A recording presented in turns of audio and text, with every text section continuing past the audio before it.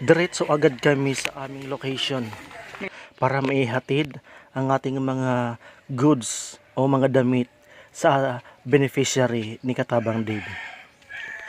Sa pagkakataong ito, kasama namin si Santino. First time niyang umakyat sa bundok dito sa La Medalla, Bonbon. Dahil nga naman sa first time, kaya excited si Santino sa lugar. Di ka na mag-iisa, wag matakot, laban lang kaibigan ko. Kasangga mo ako, tulong mo. Kami ang tulay Pilipino, ihahatid sa bayan ko. Kapit bisig Pilipino, Katabang Dave. Magandang hapon mga katabang. So ngayon po pupuntahan po natin o babalikan po natin si Lola Margarita at si Ate Noemi dito po sa La Medalla, Bonbon. Kung inyo pong natatandaan o napanood po ninyo, so ito po yung mga goods, mga damit na ibibigay natin na galing sa ating napakabait na sponsor na si Ka-Idol Sunny Orasa from Calambang, Marian. Sige boss. Sige na boss. Ngayon, Santino, nakarating ka dito. Ngayon pa lang. Anong gano'n? Napipi na. So, ano masasabi mo dito sa lugar? Mapagod. Mapagod daw. Hindi, itong lugar, ano? Bundok. Bundok. Bundok. Okay. So, samahan nyo po kami hanggang dulo. Sa lahat po ng ating mga solid follower, sa mga solid viewers natin, sa mga silent viewers natin, subscribers, maraming salamat po sa walang sawang suporta. Samahan nyo po kami hanggang dulo. At sa lahat po ng ating mga sponsor at sa mga super chatters at sa mga member po ni Katabang Dave sa YouTube. Tara, samahan nyo ulit kami dito sa pakyat sa bundok.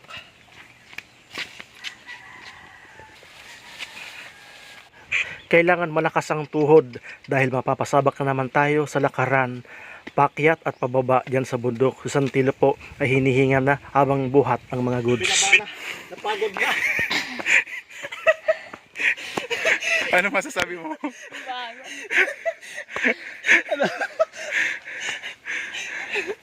Ano? Kaya pa?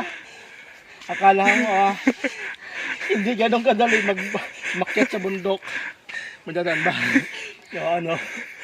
Bata ka pa. Ano kaya pa? Doon sa camera umarap. Ano kaya pa?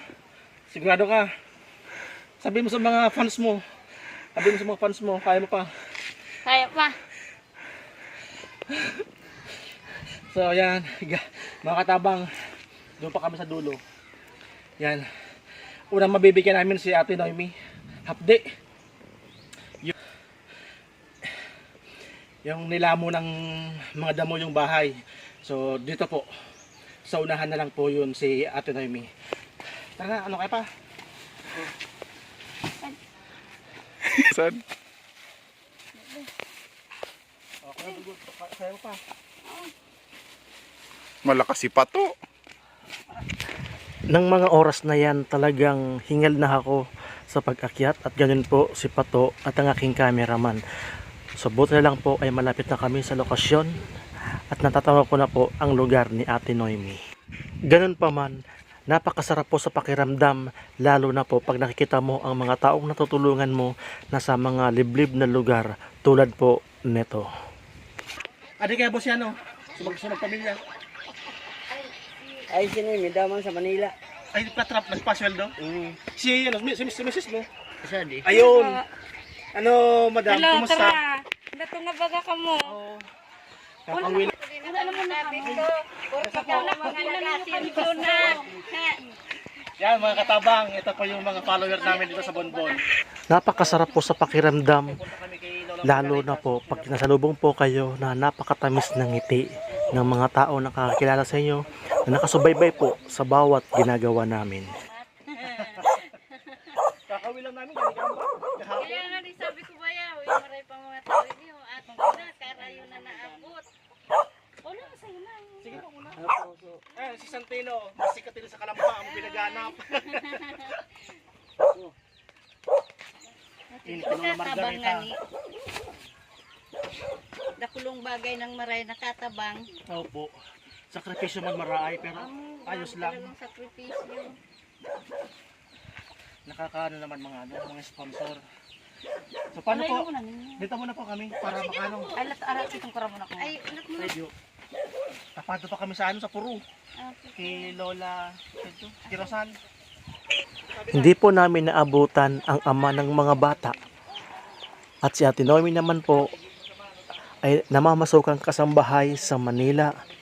At ang dalawang bata po ang laging naiiwan sa bahay, si Daniel at si Daniela. Si Daniel po ay nag-aaral. Kadalasan pong ulam, asin or tuyo. Kamag-anak po ang tumitingin-tingin sa dalawang magkapatid. Si Daniel po nung nag-aaral, naglalakad papunta sa school. Minsan po ay sinusundo ng kanyang ina nung nandito pa. Ngayon po, mag-isa na lamang po siya dahil ang kanyang ina po ay namamasukang kasambahay sa Manila. Nabalitaan rin namin at nakakalungkot po dahil uuwi na po ang may-ari ng bahay ng kanilang tinutuluyan. Sana po kaya lilipat ang mag-anak kapag po umuwi na ang may-ari ng bahay. Mungigin, Santino. Awe? Oo. Naka. Awe sa naoda mong igin. Ano kasi bayaw mo sa taas? Oo. Tangad dyan sa itaas. Pati kasi bayaw mo kung nga dyan. Baloy na yan si Kuwa. Jason, Kuwa, Jimboy. Yung amo si Jimboy. Nagay na agad kasi. So patnyod niya, amo sa waniwad dyan. Ay, amo. Sikat nga din. So nagradwar maestra. Tagwapo niya, no? Sikat nini, wapos si ate niya. Sabi niya ninyo dito, ni Bonjo. Kami nakita ko niya, nagpapula. Oh, siya nga ni kasikat to. Nakita ko na niya sa Pulangge. Nakabot ko no siya to sa trabaho na niya sa unin yan. Upar tago si madam. Nang taba mo na kununay. Ano ni? Awas na? Tari ka makita ni mama mo sa video. Makita niya ni mama mo, dali na. Ano nga ulit parang pangalan mo, Be? Daniela. Ikaw, boy. Daniel. Daniel. So, ito po mga katabang. Iatid natin yung damit galing po sa sponsor natin. At ito po galing kay Sir Andy Liga from Calamba City, Laguna. So, wala pa yung nanay. Nasa Maynila daw po nagtatrabaho para po sa dalawang anak. At yung tatay naman po nasa bukid, naghahanap buhay. So, ito po yung dalawang bata lang. So, ito po yung auntie. Nandito po, nagtatago at nahihiya. Ito po yung witness natin. So pakita po ulit natin ang bahay nila Tatay Danilo at ni Ate Noemi. So ito po ang tinutuloy nila pansamantala. Hindi po nila ito bahay, kundi po nakikisilong lang sila dito sa kamag-anak ng kanilang pamilya. Ano baby? May damit kayo, mamili lang kayo dito kay Kumot. Ano baby, nag-aaral pa kayo? Daniel, nag-aaral pa kayo? Hindi na nag-aaral. Ayaw mo na, okay na, bakasyon. So mamaya katabang, ipapakita ko sa inyo yung dati nilang bahay doon sa likod. So last year kami pumunta rito. So ewan ko lang po kung nandyan pa yung bahay nila dyan sa likod. Sana po may makatulong sa kanila. Manay Malu, baka naman po matulungan natin ang pamilya ni Tatay Danilo. So ito pong bahay na to, hindi po to sa kanila. Sa kamag-anak po nila to. Sa mga followers natin dyan sa Hong Kong at sa Singapore, baka naman po matulungan natin ang pamilya nila. Ang mga magulang nila, si Ate Noemi po ay nasa Maynila po namamasukan bilang kasambahay. Although doon po sa kamag-anak po kasi po medyo isip bata no. Medyo isip bata po yung nanay nila. So, tinutulungan po ng kamag-anak para po mabigyan ng magandang kinabukasan ng mga bata. So, nandiyan po sa likod yung bahay, pupuntahan po natin para po makita po ninyo ang kanilang lumang bahay na dating tinitirhan nila. Para Loy, bigyan mo sa Loy. Oh, dami ka short. Anak ko na siya short.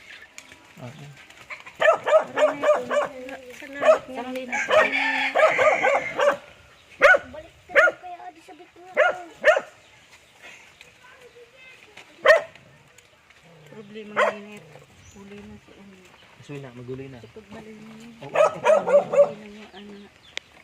Mga katabang, ayun po, yung dati nilang bahay, nilamo na po ng mga damo.